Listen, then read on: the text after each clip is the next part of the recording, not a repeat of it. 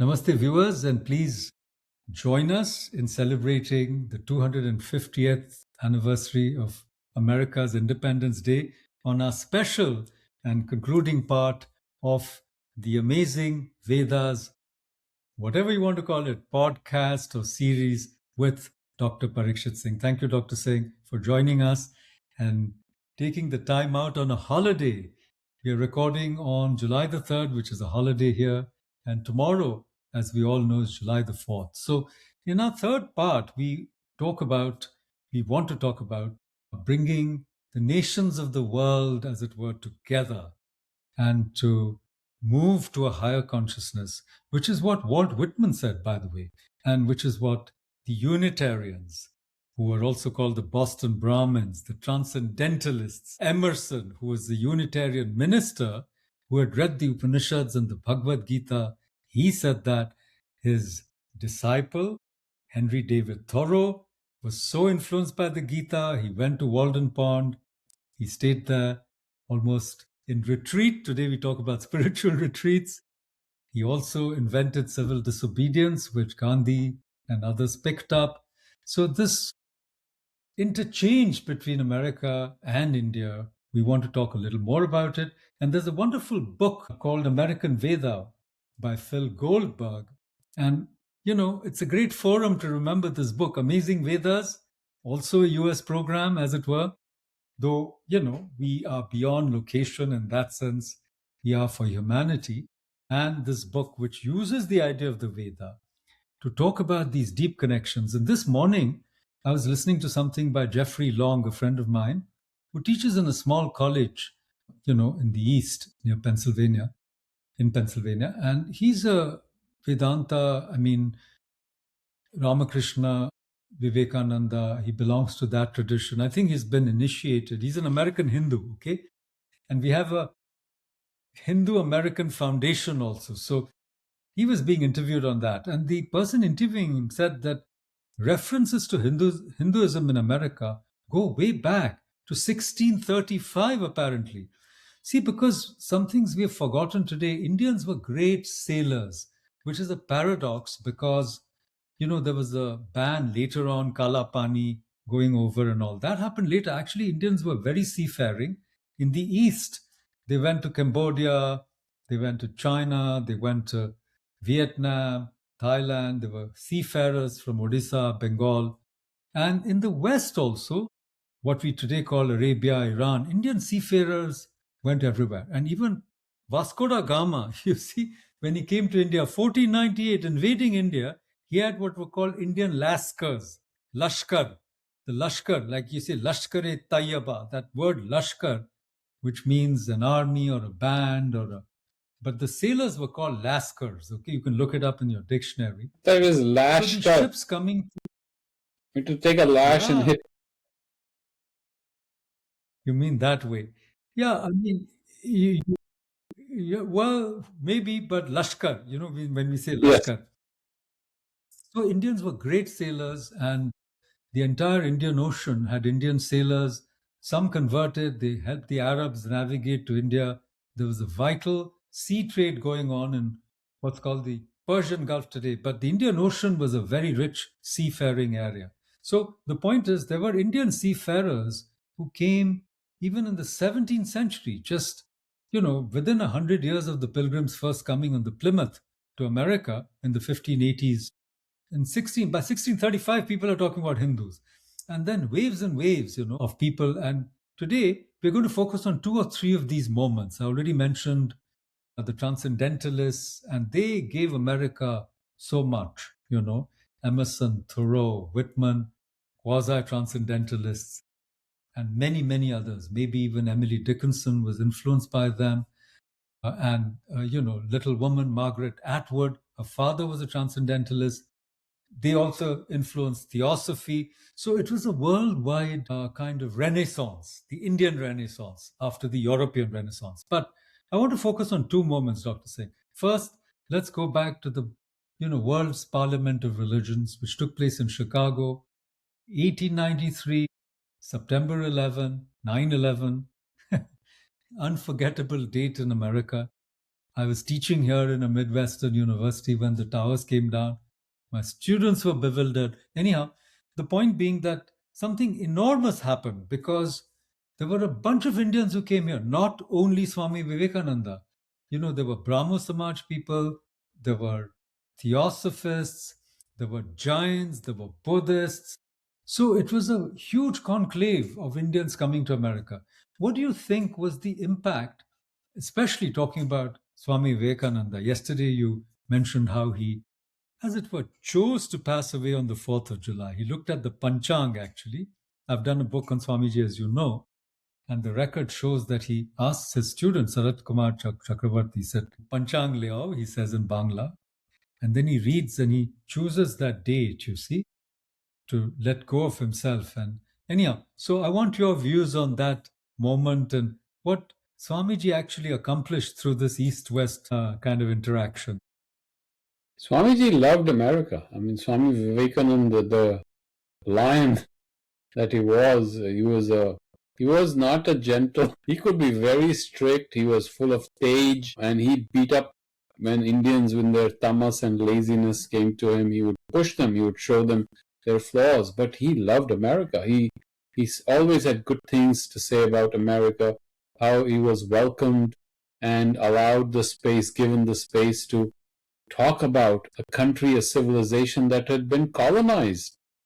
And not too many people would do that. You would be lower than the least if you're occupied, if you're colonized. And yet he was given the space, the room to be able to talk about it. And I think that was a turning point. And I think it's not just that the Americans discovered India. Indians discovered India through America. It's a very interesting thing that happened, and we often do that. When our own are recognized by someone outside, then we start looking at it, and that's one of the Indian traits. And so when he came back, he was much more famous. Then people started paying attention to him. Then they realized who Sri Ramakrishna was, because until then Sri Ramakrishna was just in Bengal, and slowly his words, when Swami Vivekananda, and then with all these centers he established. So it was a tremendous impact on India, and I think he has brought the two nations closer than we realize. That has been my instinct always. He is held in high regard, definitely in India.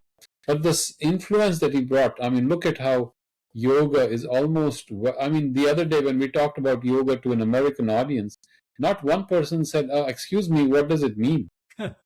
Not one person. It is part of the English vocabulary. And so when he came in what year was that? 1891? Was it when he came? How many people knew? But they allowed him to speak, and they welcomed him. And it said that there was a huge applause for him. So I think there's a deep connection. Your books that you have done. He met Tesla here. That's where I found out that he met Tesla. And not only that, he influenced Indian leaders who wanted to free up India. He met Tilak.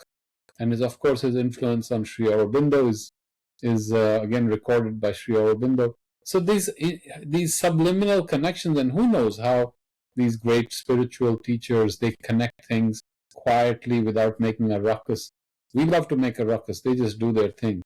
So I think we need to realize, remember that, and hopefully we can bring that new change. I think there will be a time to bring that message again and to awaken not only the Indians but also bring that wave of recognition in the U.S. What the U.S. has done and can do in the world of human unity and spirituality. Yes, exactly. I was so struck when I was doing my research on Swami Vivekananda that, he also came practically as an unknown person. And it was a time of racism. He had lost his letters of invitation. There was a very kind lady in Chicago. She saw him in these robes walking up and down the street. She made friends with him. She invited him. She gave him food and shelter. She gave him a letter of introduction. She gave him the ticket. He was helped by so many people. He went to Boston again. There he got letters of introduction. He entered the parliament, the world's parliament of world religion. And of course, he was stared at. People didn't know who he was. And he was often taken for an African American. As I said, it was very segregated. Slavery had been abolished only a few years ago, let's not forget. And, people wouldn't give him a hotel room if he wanted one, a white hotel. So, and he talks about all that. And yet he finds, for example, he finds American ladies so free. They were not, tied to the apron strings, as it were, of the men or under their control, that economic power. And it's the ladies who actually supported him. And they came back. Mrs. Old Bull came back with him to India. And she was the biggest donor for that Belur Math, that magnificent temple that you see in the headquarters of the Ramakrishna mission in Belur outside of Kolkata. I mean, the donations came from Sarah Bull and other devotees of his in America and elsewhere. And that synergy went on. And as you said, when he came back to India, he became, a celebrity. Before the word celebrity was invented, he became a national figure. And he actually sparked Indian nationalism. In my book, I've said that he, a kind of moribund nation, a sleeping nation, he awakened the sleeping giant of India through a pran pratisthapana, as it were. So that awakening, the Agni Mile Purohitam, he became the Purohit to reignite that fire that was inside India. And Sri Aurobindo writes about it in Bhavani Bharati. This defeated people, this subcontinent, in the throes of economic deprivation, poverty, our average life expectancy, 30 years, 29 years, indenture. I mean, it was the worst imaginable time. And then from those ashes, India reemerged because of figures like this. And we got help. That's the point, that India had so much to offer to the world. This is what Swami Vivekananda established. And one of the great scholars of India, A.L. Basham, Arthur Llewellyn Basham, who spent some days, his last days actually was spent in Kolkata at the Ramakrishna Mission. He said, you know what? After 1,000 years, Indians went outside India, spreading their light, because otherwise people only from outside were coming. And you also mentioned how theosophy was important because they said, oh, we have a lot to learn from them, that is from India and the East. It's not just that we have to teach them. So this kind of from west to east that the theosophy did for learning, not for conquest, like Britain and Spain and Portugal, everyone was doing that, and Denmark. It's amazing how tiny countries, the Dutch, they were all into colonialism. And all of them, even the Russians, they had little colonies here and there. And in India, we had the Portuguese first, then we had Portuguese, Danish, Dutch, French, and the British, and the British prevailed. 5 colonial powers, mind you. Anyhow, so for the first time, the Theosophists said we have to learn from them. They represent the ancient wisdom of humankind. It's not East and West. And then, Indians, as it were, awoke to who they were. They rediscovered the Vedas, which were only available to a small section. Now, Maxwell and others printed it out, and all our past became present in a very interesting way. And we were able to, stand up and tell the world, hey, we have something too. We have something to offer. And Swami Vivekananda came to Yes. America, his lectures on Raja Yoga. First time Patanjali, there was a commentary on Patanjali after hundreds of years of blank because of the invasions and destruction of texts. And then, so it energized India, and also America was energized by yoga, by Indian spirituality. You mentioned Tesla, and many others were influenced. William James, who was in Harvard. And by the way, we may argue that Swamiji started the Ramakrishna mission, a mission of service, only after going to the West. Because otherwise, you were supposed to find your own moksha and that's it. But he said, no, the sannyasi will not be a burden on society, but will serve. And he met Jamshedji Tata, and he wrote a wonderful, it was not signed, but editorial in Prabuddha Bharata, where he asks young Indians, males at that time, to go and study science. And he was so impressed by scientific knowledge, by technology, by material progress, And he told young boys in India, go and play football rather than reading the Gita. Develop rajas, become strong, get muscular. And if you go to his ancestral house, he had a gym in his house because he didn't want to be a weakling. So let's think about this worldwide phenomenon and in which America, in a way, played a role. And now we'll come to the concluding part of our episode by looking at Sri Aurobindo. As I said, Sri Aurobindo wrote a very famous he gave a very famous talk. There's a longer version and a shorter version for the radio, for All India Radio Trichinapalli, on the eve of India's independence, 14th of August. But very few people know that on 11th August, 1949, the year before he passed away, he wrote an address, a message to America. So when we talk about this occasion, America's 250th anniversary, the birthday, Independence Day, call it what you will, as an occasion to bring people together. It's also to bring people together in America because, as I was saying to you in the last episode, the Civil War happened twice over. The South and the North fought during the Revolutionary War. They also fought later. There was a huge civil war over slavery. There was a fight over, the civil rights movement. And during the American, War of Independence, something else happened that we have forgotten. The American Indian tribes also had a civil war. In other words, half of them supported the British and another bunch of them supported the rebels. And it's so sad, of course, that those people today, right here where we live, there are ancient settlements, there are burial mounds. It's sad that, we've been so neglectful of that part of our heritage, of world heritage. But unfortunately, many Aboriginal people all over the world, except in India, where they still survive in large numbers, have faced a similar fate, which we may want to reflect upon. So, India has a lot to offer about taking everyone together. Sangachatvam, we'll end with that later. But so, all these international events are linked up. But what you said, Dr. Singh, about moving together, humanity as one, which is what the Unitarians believed. Walt Whitman, Leaves of Grass, just read it. Look at his poem, Passage to India, an amazing poem. In our poetry lab, we're going to discuss this poem, viewers. So please check us out after Dr. Singh's beautiful book, Satya. We're going to talk about some of these very interesting bridge poems, okay? Anyhow, so he wrote about the world coming together because the Pacific, the Union Pacific Railroad reached, San Francisco. And he said, oh, here's another way to India. The Pacific will also lead to India, not just the Atlantic. What a beautiful thought. And then he said to passage more than India. And this is a very good segue to Sri Aurobindo because Sri Aurobindo did not believe in going to the past. Yeah, you take from the past, but you can't revive it. You can't be a revivalist. You can't look backward. You go towards new creation. So passage to India becomes passage to more than India, right? So America's 250th becomes something more than just the 250th celebration of the Independence Day of America.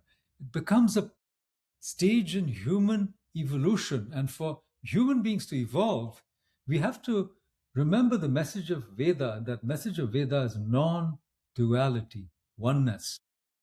We are all one. The whole human race is one.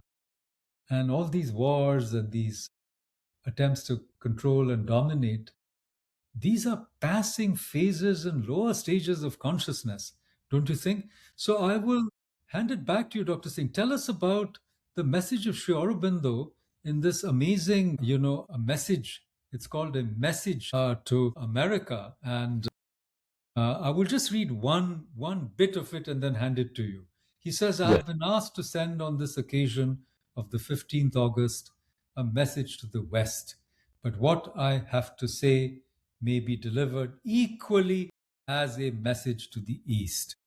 It has been customary to dwell on the division and difference between these two sections of the human family and even oppose them to each other. But for myself, I would rather be disposed to dwell on oneness and unity than on division and difference. East and West have the same human nature, a common human destiny, the same aspiration for greater perfection, the same seeking after something higher than itself, something toward which inwardly and even outwardly we move. So, Dr. Singh, Amazing Vedas, isn't this the message of Amazing This is Vedas? this is it.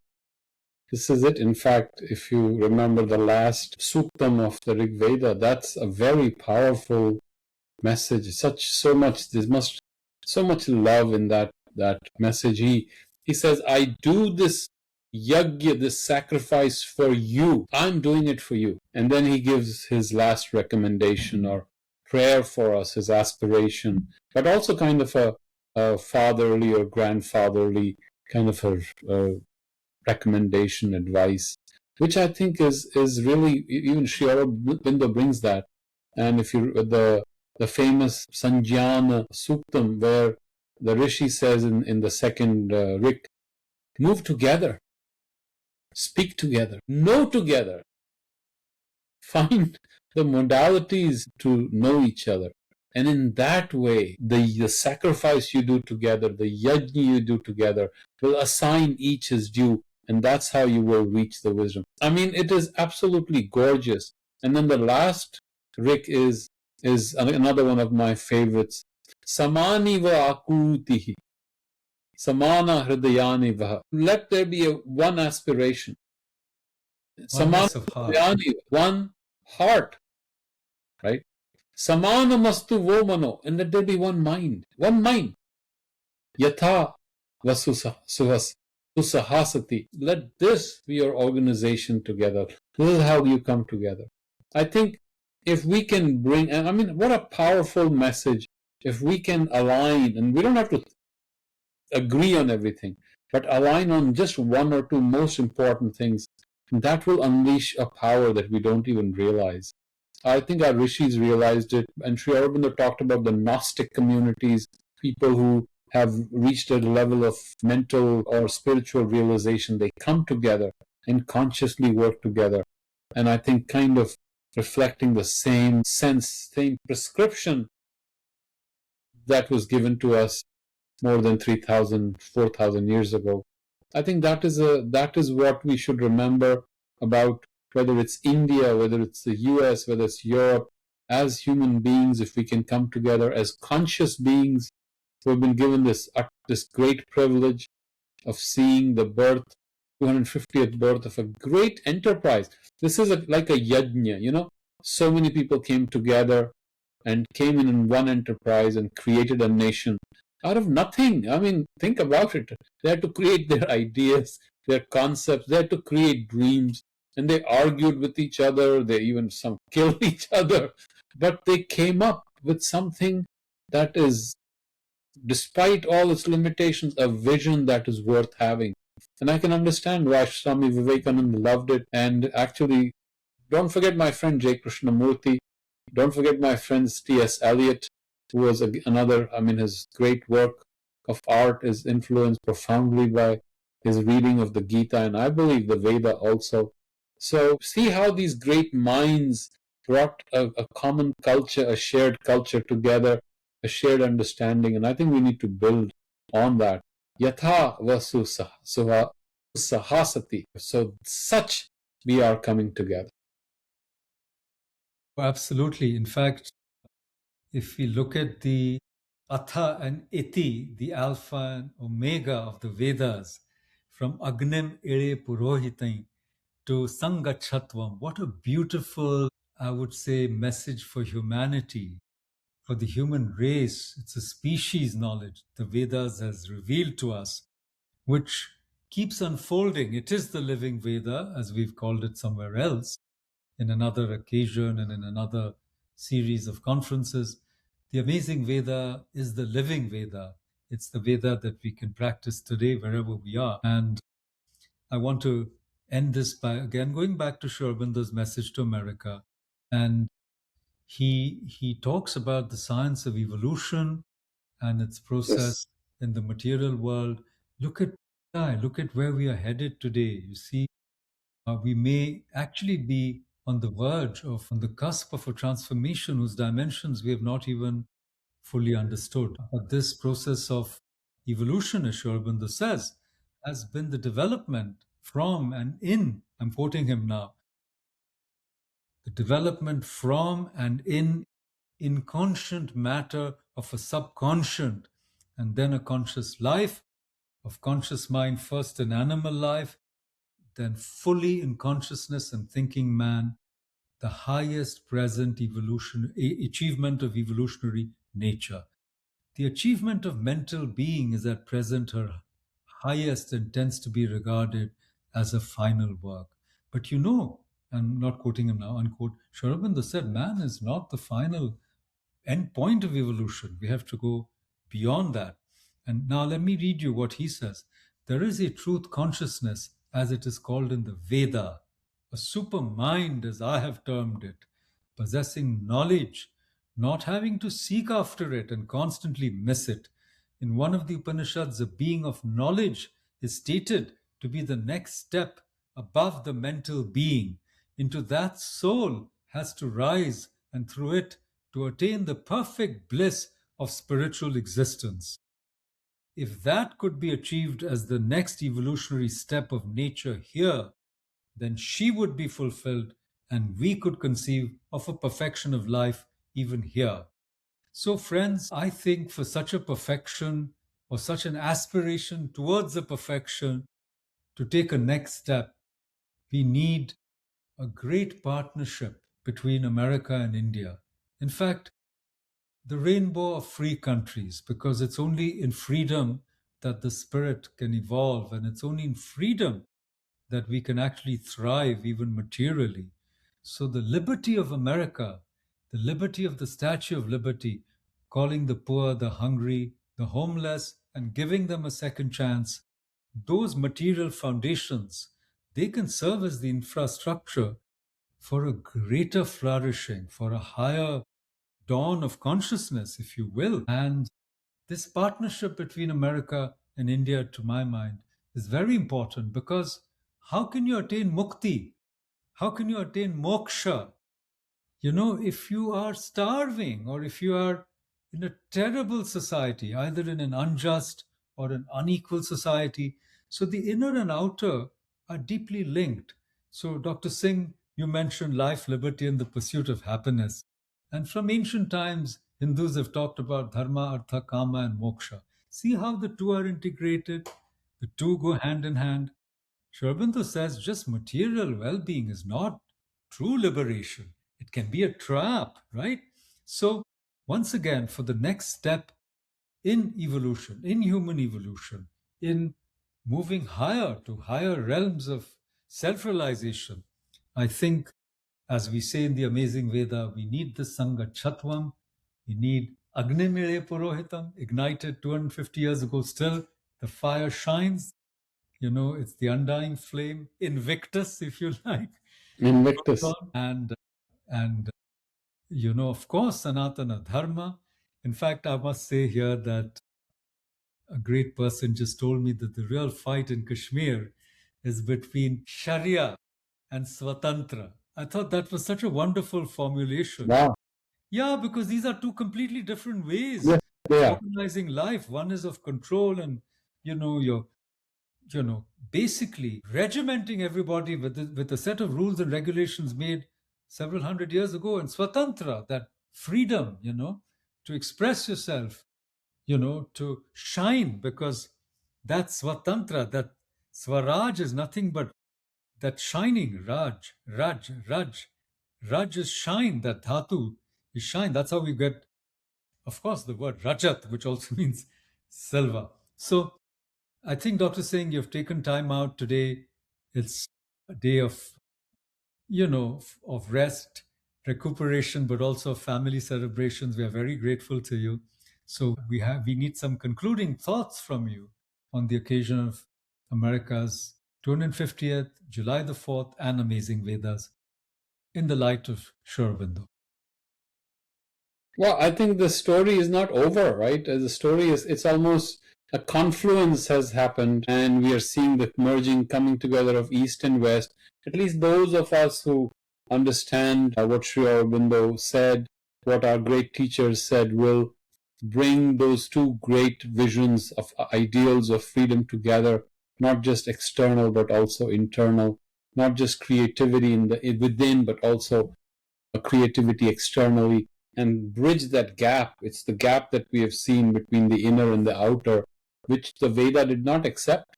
The Veda, through the whole point of the yajna, is to control or rather to master oneself and to master the world outside. And there was no, this gap itself is a misunderstanding of the true reality. So I think if we understand that, I think we understand the American vision and the Indian ancient darshana, then we will realize that at some point they're coming together and they will become one. Very good. On that note, come together right now, as the Beatles said in one of their songs, on that note of coming together, Sangachatvam, Samvadatvam, and this oneness, which is the essence and the heart of the amazing Vedas. I thank you, Dr. Singh. Thank you, viewers. Do like, share, and subscribe to our channel and join us in this journey together towards light on the sunlit path to higher consciousness. Thank you all and happy Independence Day. Happy 250th anniversary of America's freedom. Namaste. Happy birthday, America.